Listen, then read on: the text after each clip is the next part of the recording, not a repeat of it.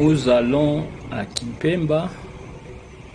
Kimpemba est en dehors du rayon d'action du projet Binzo, mais on nous apprend que dans ces villages, dans ces milieux, l'élevage des chenilles est en pleine expansion. Et voilà, nous arrivons au pont de Bongolo. C'est la frontière entre les secteurs d'Ngeba et les secteurs de Wungu. Sur cette route, il y a plusieurs ponts complètement abîmés et pour traverser, c'est presque un danger. On doit vraiment être prudent. À ces ponts de Bongolo, la profondeur, la hauteur du pont est de 5 mètres et si on fait un faux pas, on s'écrase sur les pierres de la rivière. Notre motard a mal roulé, maintenant il a un pneu dans le trou et l'autre motard vient à son secours pour les tirer de cette situation. Il faut être un habitué pour rouler sur cette route, sinon vous ne pouvez pas réussir. Vous allez finir votre voyage dans un trou ou dans un pont sur des pierres et c'est dangereux. La route est très poussiéreuse en cette période de la saison sèche. Et elle est une route où on voyage bien décoré par la poussière. Ici, nous sommes au pont d'Nzuma. Voilà un camion surchargé de marchandises a failli s'effondrer dans le pont. Et dans le fond de la rivière, 2 passagers sont tombés dans la rivière et voilà, plusieurs paniers de tomates sont tombés sur ce pont. C'est vraiment dangereux, mais bon, on n'a pas le choix. Nous sommes déjà à Kimpemba. Aujourd'hui, c'est le lundi, c'est le jour du marché. Toute la population est presque au marché et les jours du marché, souvent les gens ne vont pas dans les champs, viennent au marché ou restent à la maison.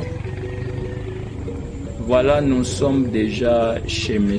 Blaise qui va nous recevoir et qui va nous guider pendant cette visite.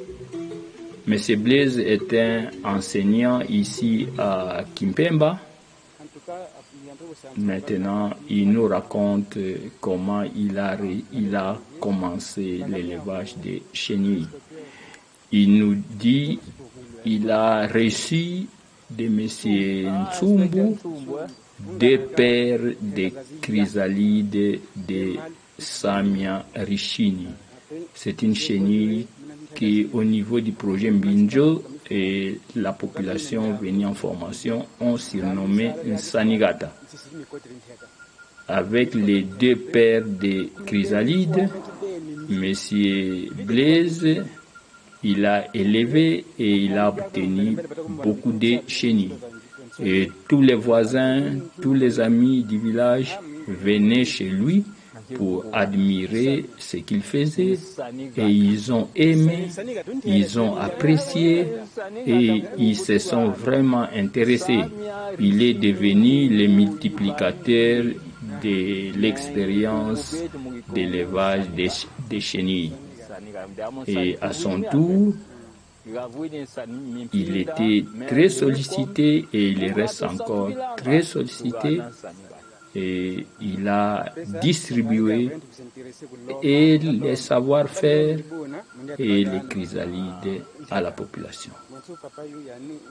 Maintenant, M. Blaise veut nous montrer son élevage de Samia à sa maison.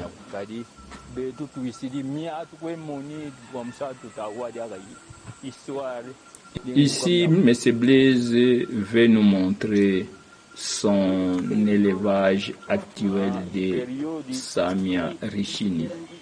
Il est fait presque dans les cartons, comme vous le voyez, dans un conteneur en plastique.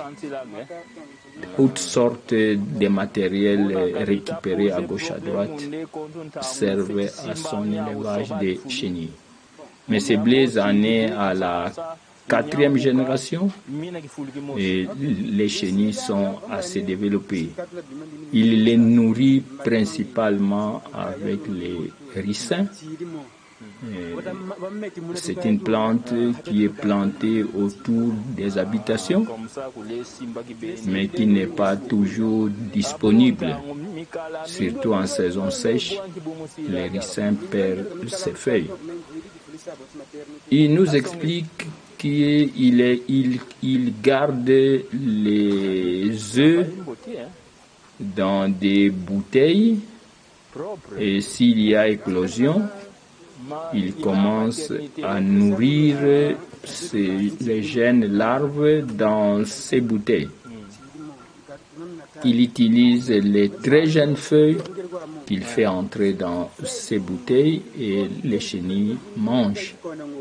Et au fil de la consommation, si les feuilles sont épuisées, il met de nouvelles feuilles. Dans les stades L1, L2, il les fait dans ces bouteilles qu'il appelle la maternité.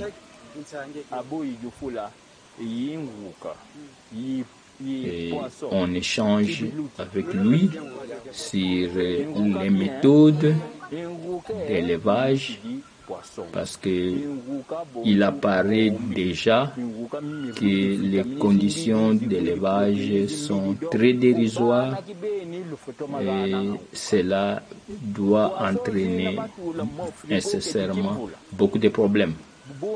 Les chenilles et les excréments sont dans les cartons et ils se mélangent et ça représente un danger pour la bonne santé des chenilles.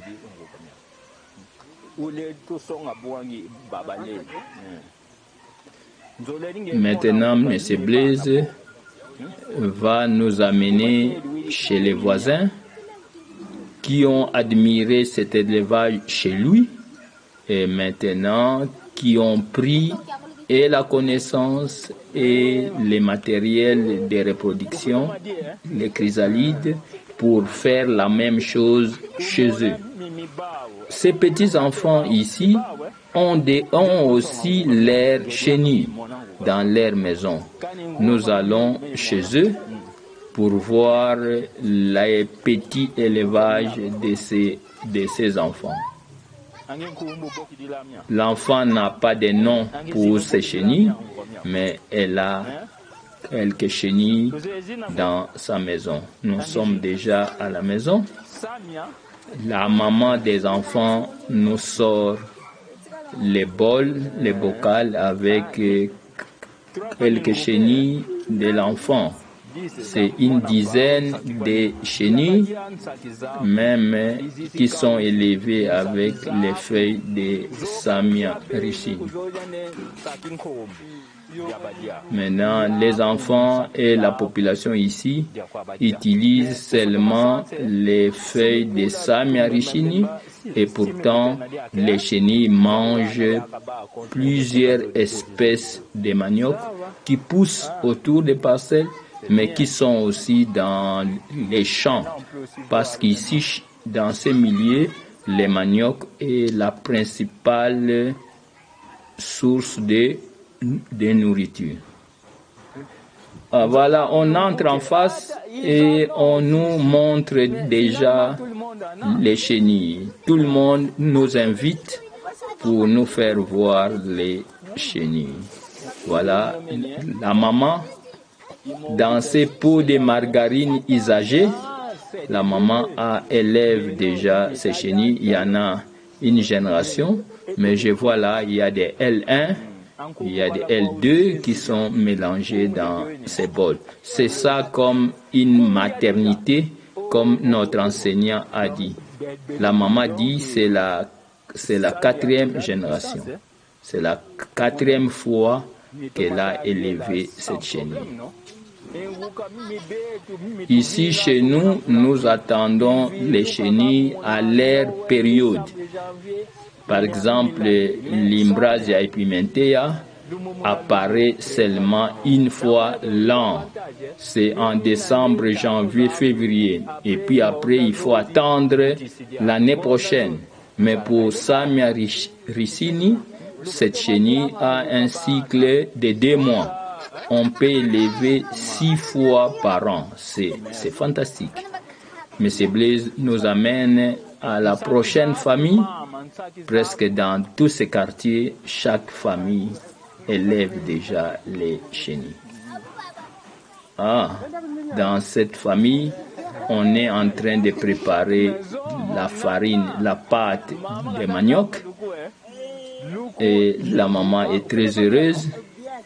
Elle invite son enfant de nous amener son élevage de chenilles. Voilà, on amène déjà les cartons. La maman dit les œufs sont déjà à l'éclosion. Il y a déjà les premières larves qui sont là. Toujours dans un bol de margarine usagée, il y a déjà la première éclosion. Les chenilles sont encore au stade L1. Là aussi, c'est le ricin qui est utilisé comme nourriture. Donc, dans tous ces villages, alors, ils ne pensent qu'au ricin comme nourriture. Et pourtant, Samia ricini mange toutes les sortes, toutes les variétés de manioc. D'ailleurs, il mange mieux les feuilles à maturité que nous, on ne mange plus comme légumes. Les feuilles de manioc qu'on jette pendant qu'on récolte les manioc sont une bonne nourriture pour les Samiens. Et la nourriture ne peut pas manquer parce que nous avons des plantations, des champs de manioc dans chaque village. Et chaque famille plante du manioc. Et nous mangeons principalement que les manioc. Et nous gaspillons beaucoup de feuilles de manioc dans nos champs qu'on abandonne parce qu'on a besoin que des tubercules quand on récolte. Et pourtant, les feuilles là qu'on abandonne dans les champs peuvent nous aider à produire beaucoup de Samia ricini. Donc, vous ne pouvez plus avoir peur qu'en saison sèche, je n'ai plus assez de ricins. Non, dans votre champ, il y a beaucoup de manioc et les feuilles de manioc sont une bonne nourriture pour les Samia ricini. Presque dans chaque famille, il y a déjà un élevage de chenilles. Ce papa est enseignant, il a déjà les œufs en éclosion de L1, mais il a déjà des chenilles assez avancées qui sont peut-être de L3 dans les cartons. Tout le monde élève presque dans les cartons et le même problème, c'est l'insuffisance de la nourriture en saison sèche parce qu'ici, les gens n'utilisent que les ricins pour nourrir les chenilles. Or, en saison sèche, les ricins perdent ses feuilles et il y a une crise de nourriture. Et pourtant, les gens ont beaucoup de manioc qui est la meilleure nourriture pour les Samiens. Maintenant, il y a déjà quelques personnes qui commencent à utiliser les feuilles de manioc pour nourrir les Samiens. Je crois que maintenant, la difficulté qui ressort ici, c'est le ricin qui n'est pas là en saison sèche. Mais il y a une solution, une très bonne solution, parce que le manioc est permanent dans nos champs. Chaque famille a plusieurs champs de manioc et la crise des ricins n'est pas un problème. Vous pouvez seulement donner les ricins et toutes les variétés de manioc. Les feuilles, même vieilles, qu'on ne mange plus, c'est les feuilles bonnes pour nourrir les Samiens. Il faut donner de la nourriture plusieurs fois par jour, pas seulement abandonner les chenilles toute la journée et ne donner la nourriture que quand on revient des champs au soir à 17h. Les chenilles ne vont pas bien grossir et ne seront pas en bonne santé. Or, les chenilles mangent sans repos, du matin au soir, même pendant toute la nuit. D'ailleurs, vous devez vous réveiller la nuit pour donner des chenilles. Toutes les 3 heures, il faut renouveler la nourriture. Il dit, si vous ne donnez pas la nourriture, les chenilles montent sur les cartons et commencent à chercher où aller parce qu'il n'y a plus de nourriture. Voilà, un papa arrive, lui n'a jamais vu, c'est à cette occasion qu'il voit pour la première fois les Samia Ricini. Il est très admiratif et il est très heureux qu'il a fait une découverte. Il veut voir plus et apprendre plus. Blaise nous amène déjà à la 5e famille. Et presque à tous les 20 mètres, il y a une famille qui a déjà les chenilles. Nous sommes chez papa Moïse, lui a 3 cartons et il nourrit toujours comme les autres avec les ricins. Il nous montre qu'il a quelques pieds de manioc dans sa parcelle. Il donne parfois les maniocs aussi. Hier, comme il dit, il a donné les maniocs et il les mange bien. C'est très bien parce qu'on ne peut pas seulement se contenter des ricins, il n'y en a pas assez, mais les maniocs est le plus abondant et c'est la meilleure nourriture. On a déjà identifié plusieurs types dans les lots de chenilles. Il y en a les verts, il y en a plusieurs autres dessins de chenilles. Mais il y a toujours un problème de l'humidité dans les cartons. Alors ça pose problème. Les cartons s'abîment vite parce qu'il y a de l'humidité dans les cartons. Mais on suggère qu'ils mettent des sacs dans les fonds des cartons pour que les cartons ne s'abîment pas vite. Mais ça, ce n'est pas une solution idéale parce que dans les cartons, les chenilles sont mélangées aux excréments et ne peuvent pas bien se développer. Le mieux aurait été de faire des lits avec un grillage et des lits suspendus pour que les excréments tombent par terre. Et ce n'est pas bon que les chenilles soient élevées dans les maisons parce que la maison, ça crée la promiscuité. Le mieux serait d'avoir une hutte dans chaque parcelle pour l'élevage des chenilles. Et dans un lit de chenilles, vous ne touchez plus les chenilles. Mais dans les cartons, vous les touchez chaque jour pour enlever les excréments, pour remplacer la nourriture, vous touchez éternellement. Alors ce n'est pas bon. Mais voilà, maintenant on soulève un problème. Quand les chenilles sont au dernier stade larvaire, ils expulsent la saleté qui se trouve dans leur intestin. Alors, ça abîme vite tous les cartons. Voilà, ils soulèvent ces problèmes. Voilà, les cartons ne sont pas idéaux. Maintenant, le papa enseignant dit, lui a compris ça et il met dans le fond du carton un sac en raffia pour que les cartons ne s'abîment pas à cause des excréments que les larves qui sont au dernier stade larvaire expulsent avant d'entrer dans la nymphose. Nous revenons toujours au même problème de l'élevage dans les maisons qui pose problème avec 5-6 cartons dans la maison, 5 ou 6 bassins foutus dans la maison il n'y a pas assez de place et ça gêne aussi le nettoyage de la maison.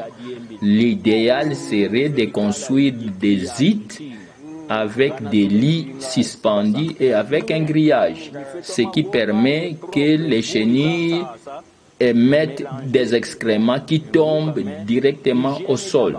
Comme ça, les chenilles vivent proprement. Sinon, vous ne pourriez pas arriver à de bons résultats. Mais c'est déjà mieux parce que vous le faites déjà bien. Vous avez le savoir-faire, mais maintenant, vous devez améliorer la formation pour que vous puissiez faire l'élevage dans les meilleures conditions, pour que vous ayez de bonnes infrastructures pour l'élevage et la bonne technique. C'est ça qui vous manque, mais le projet est là pour vous apporter ça. En termes finaux, nous pensons que vous pouvez devenir des éleveurs avec des bonnes pratiques, avec des bonnes infrastructures. Comme ça, vous pouvez agrandir votre production, mais vous devez aussi avoir des plantations, des plantes nourriture. Si vous voulez produire 100 kilos de chenilles par mois, avec les ricins ramassés autour de votre parcelle, ou quelques maniocs pris dans les champs de votre épouse, ça ne suffit plus. Vous devez planter et améliorer les infrastructures. Vous pouvez planter les ricins dans votre champ, vous pouvez planter les maniocs, plusieurs variétés dans votre champ, mais les maniocs qui convient le mieux, c'est les maniocs Manioc glaziovi qui ne donne pas des tubercules, alors qui produit beaucoup de feuilles. Et là, on peut avoir beaucoup de nourriture pour les chenilles. Nous sommes en train de réfléchir avec vos problèmes dans cette expérience. Il sera peut-être beaucoup mieux que vous veniez une fois tous à Songanzila, au projet, pour voir comment les installations doivent être aménagées et voir les meilleures pratiques pour élever les chenilles. Nous avons même une ferme et avec des champs de manioc, rien que pour les chenilles. Comme ça, peut-être cette visite va vous inspirer pour améliorer votre travail. C'est notre souhait. Nous voulons que vous deveniez plus en plus performant. Au stade amateur, c'est déjà bon, mais vous devez vous perfectionner dans la pratique et faire de bons rendements. Si les chenilles sont mal nourries, vous n'aurez que des chenilles de petits pois. Mais si vous travaillez bien, dans les meilleures conditions, avec la nourriture suffisante, les chenilles seront plus grosses et vous pourriez augmenter votre rendement. Ici, chez vous, vous êtes à la 4e génération. À l'origine des Samia, qui a été apporté en 2017 par notre ami Daniel Ambul, nous en sommes à la 20e génération. Et nous sommes heureux qu'une expansion est en train de se faire au-delà de notre rayon d'action du projet. Le projet a un rayon d'action, projet Mbinzo a son rayon d'action qui va d'Engue Banzuma. Mais vous êtes à Kimpemba, au-delà de notre rayon d'action. Mais vous faites déjà un travail fantastique, sans avoir été à la formation. Vous êtes si performant. Mais nous serons heureux que vous deveniez de plus en plus professionnels. Vous puissiez améliorer et la population n'aura plus faim. Chaque famille peut avoir son élevage de Samia, son élevage qui lui permettra de disposer de la bonne nourriture.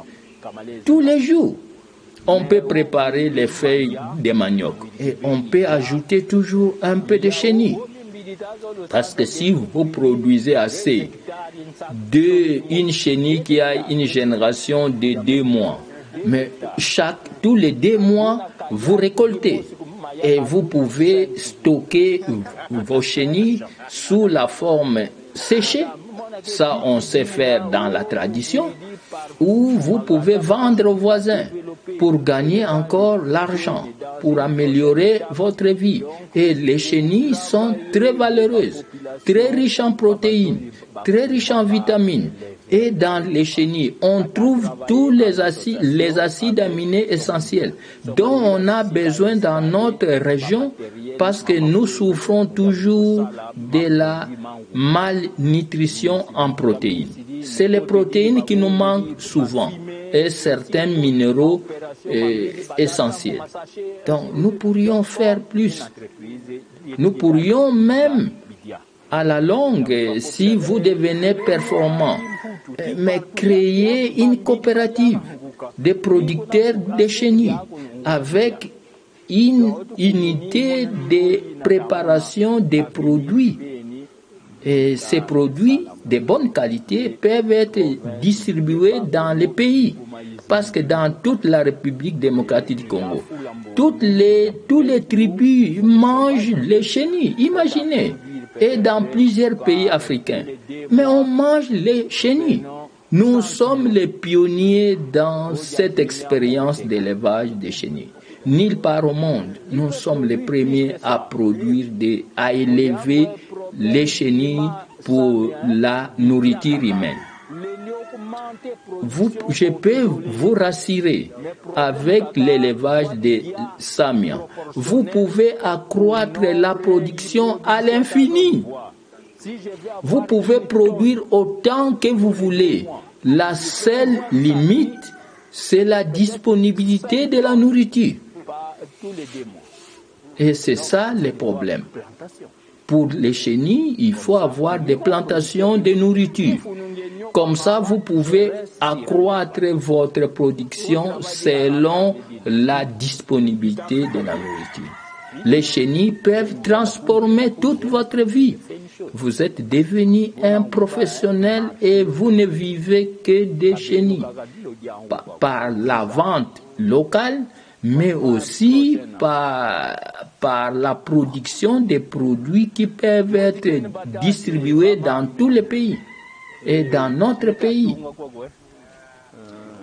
On arrive chez un autre éleveur, il est tailleur, mais nous voyons déjà les traces des chenilles au dehors. Le tailleur invite son enfant à nous sortir son élevage de chenilles.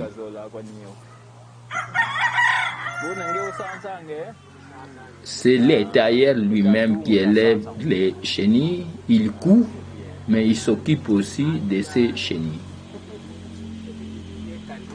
Au début, on avait un peu de doute avec cet élevage des chenilles, parce que c'est quelque chose qu'on n'a jamais fait ici. On n'a jamais imaginé qu'on pouvait élever des chenilles. Mais maintenant, j'ai essayé. Je suis à la 4e génération, mais je suis devenu amoureux. Je crois dans ce travail. Je ne pouvais pas, mais aujourd'hui, nous avons la bonne nourriture dans la maison. Les chenilles que nous élevons nous-mêmes. C'est facile à préparer. Vous mettez un peu d'eau dans la marmite, vous lavez les chenilles, vous faites cuire, vous ajoutez un peu de sel, un peu de piment, mais vous mangez à merveille. Nos amis enseignants racontent une histoire qu'ils ont fait dans leur groupe enseignant. Ils ont produit une grande quantité de chenilles et ils se sont mis ensemble dans une famille. Ils ont fait préparer beaucoup de foufou et ils ont mangé. C'est la fête, ils appellent. C'est magnifique. Voilà, notre ami utilise un bassin abandonné qu'il a raccommodé comme il est tailleur.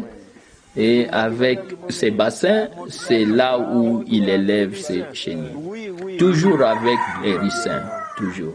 Voilà, on trouve un parasite des ricins qui est là qu'on vient d'éjecter. On revient toujours au problème de la place pour élever les chenilles.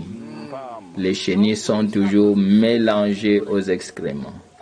Alors, les tailleurs nous disent, chaque matin, il prend un travail de séparer les chenilles et les excréments et de donner la nourriture. Il a des bassins, des grands bassins avec lesquels il élève les chenilles. Oui. S'il y a trop de population dans un bassin, alors on sépare, on met d'autres chenilles dans d'autres bassins. Mais c'est grave, non? Toute votre maison, il y aura plusieurs bassins. Mais comment on va vivre dans cette maison avec plusieurs bassins de chenilles? À gauche, à droite, tu mets un pied, tu es dans un bassin avec des chenilles. C'est dangereux. On soulève aussi le problème de l'invasion des fourmis. Ah oui, parce que ça, c'est un problème évident. Tous les arbres dans les parcelles ont des fourmis. Et les fourmis sentent là où il y a la nourriture. Ils envahissent votre maison, ils attaquent les chenilles parce que les chenilles sont au mauvais endroit. Les chenilles sont par terre, dans les bassins, dans les cartons, mais les fourmis entrent dans les maisons et attaquent. Le mieux, toujours, vous devez aménager une hutte à côté de votre maison. Et dans cette hutte, vous installez un lit suspendu, muni d'un grillage. Et sur ce grillage, vous mettez la nourriture et les chenilles dans ces lits. Ils mangent et les excréments tombent par terre. Et le lit est propre. Vous ajoutez seulement de la nourriture. Vous ne touchez plus aux chenilles. Mais ils seront toujours en bonne santé et ils vont bien grossir. Ils seront en bonne santé. Une bonne hygiène. Mais comme ça, il y a l'hygiène qui pose problème. Et vous touchez éternellement les chenilles. Vous n'aurez pas un bon résultat.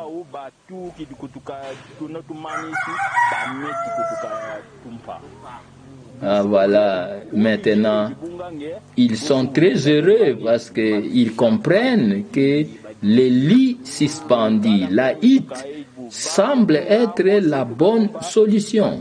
Les chenilles elles-mêmes vont migrer des feuilles épuisées pour monter sur les nouvelles feuilles qu'on ajoute et les excréments tombent par terre. Les chenilles seront toujours propres. Ah, si vous construisez une hutte avec un lit de 3 mètres, imaginez quelle quantité de chenilles tu peux élever. Mais dans un bassin, combien de chenilles tu vas élever? Une surface trop petite, mais sur un lit de 3 mètres carrés. Mais vous avez beaucoup de chenilles. Vous êtes content, vous pouvez avoir assez pour vous-même et même vendre aux voisins. Ou même envoyer à vos amis un peu de chenilles. Et vous pouvez même donner à la coopérative que nous rêvons réaliser. Et là, nous pouvons faire des produits épicés de différentes manières, au goût de chez nous. Des chenilles épicées au gingembre, les chenilles épicées à la basilic, les chenilles épicées aux autres goûts de chez nous. Mais c'est magnifique, non? Et on peut les emballer dans les sachets sous vide, fermés, étiquetés. Mais vous pouvez les vendre dans les supermarchés. Et l'argent reviendra chez vous. C'est votre produit, c'est votre travail. Imaginez.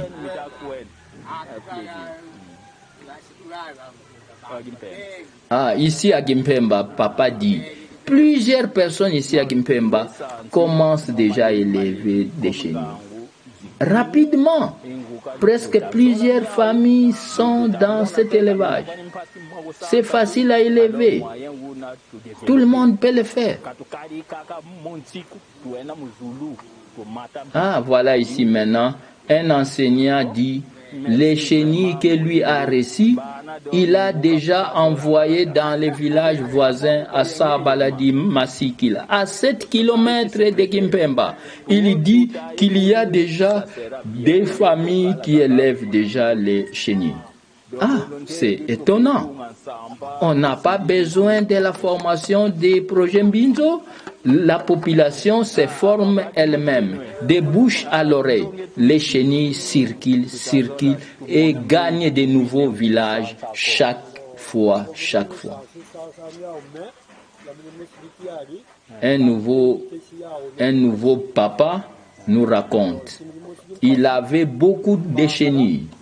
Mais pendant cette saison sèche, il a perdu beaucoup de chenilles parce que les ricins en saison sèche n'ont plus assez de feuilles. Il y a une défoliation des ricins. Alors maintenant, j'ai perdu toute ma population. Je suis triste. Je n'ai que trop peu maintenant. J'ai même honte. Mais je vous montre quand même ce qui me reste.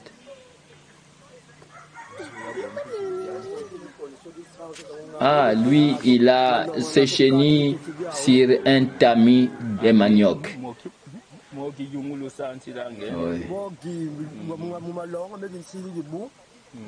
Toujours, il utilise les ricins.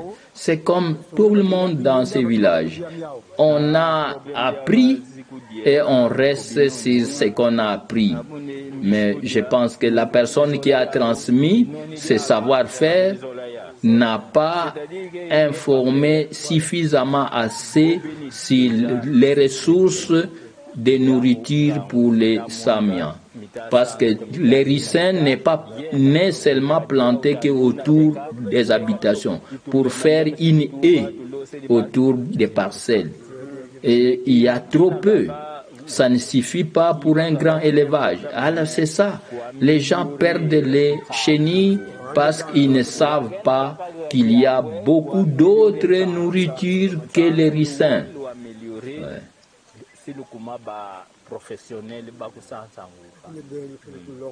Oui. Papa dit, c'est vous qui devez nous apprendre comment nous pouvons mieux élever. Nous voulons, mais la formation qu'on a reçue est limitée. Nous ne savons pas faire grand-chose.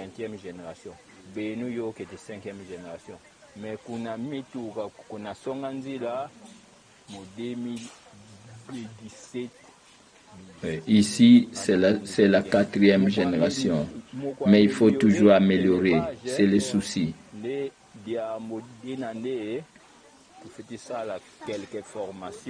Oui, nécessairement, nous devons faire des formations ici.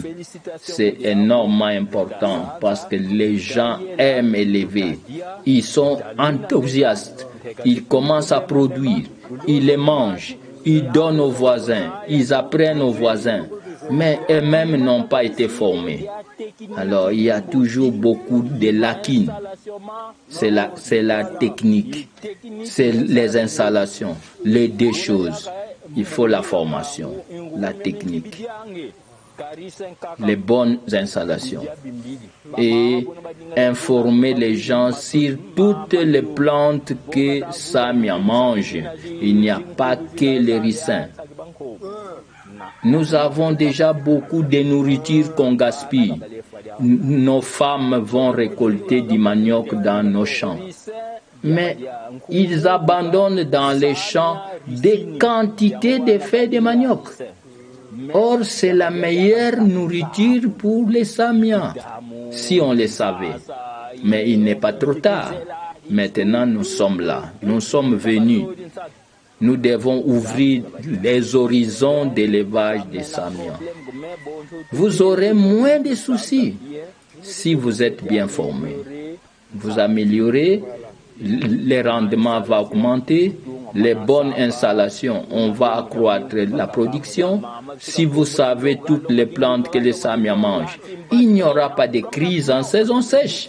Si les ricins perdent les feuilles, mais les maniocs sont pleins dans nos champs. On les récolte, on jette les feuilles.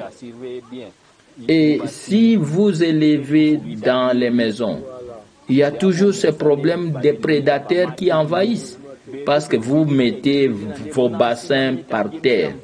Mais si vous faites des hits avec des lits suspendus, sur les fils ou des suspensions des lits, on peut mettre des substances qui bloquent, qui font que les chenilles ne peuvent plus traverser.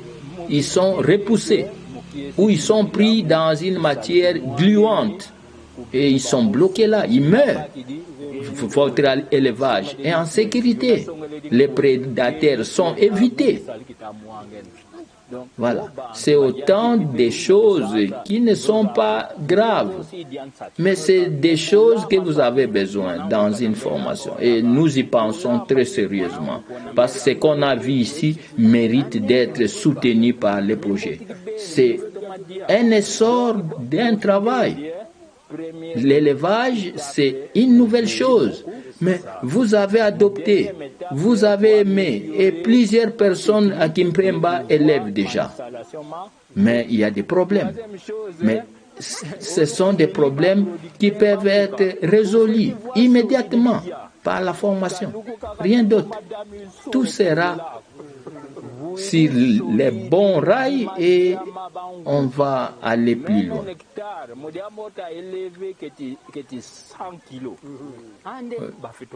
Vous voyez, vous pouvez même élever 100 kilos de chenilles. C'est-à-dire que vous avez besoin de beaucoup de nourriture. Ça ne suffit pas de ramasser quelques feuilles de ricin autour de votre parcelle. Vous devez avoir des cultures, des plantes de nourriture pour produire davantage.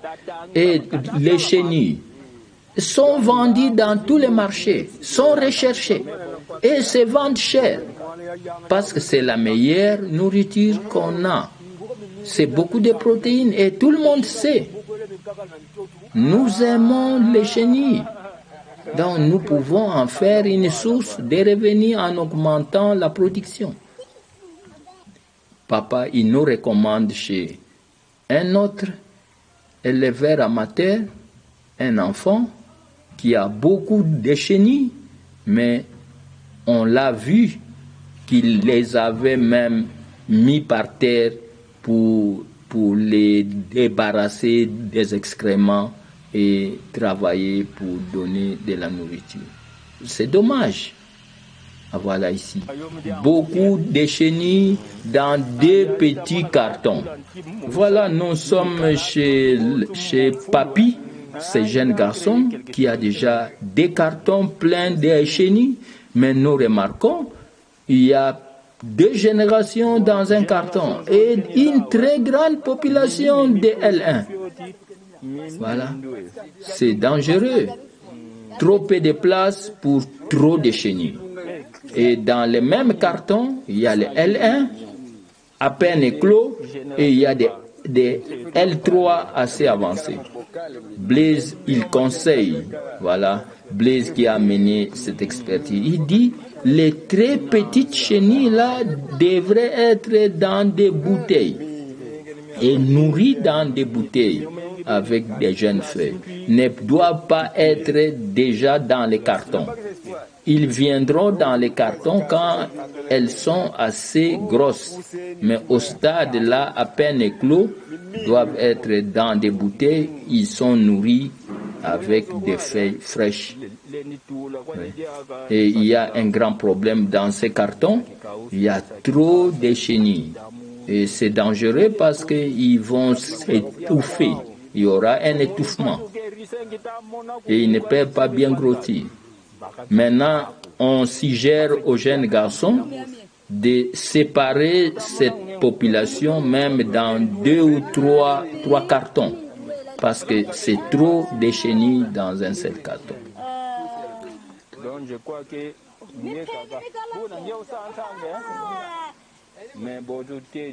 voilà, une maman voit pour la première fois les Samia réunis. Elle est étonnée, elle n'a jamais vu ça avant. Bon, félicitations. Mais oui, c'est comme nous les hommes.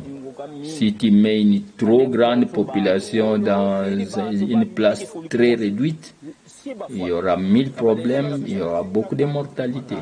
Comme ça, tout là, même des groupes, même 2 ou 3 groupes, donc je vois que ça va déjà.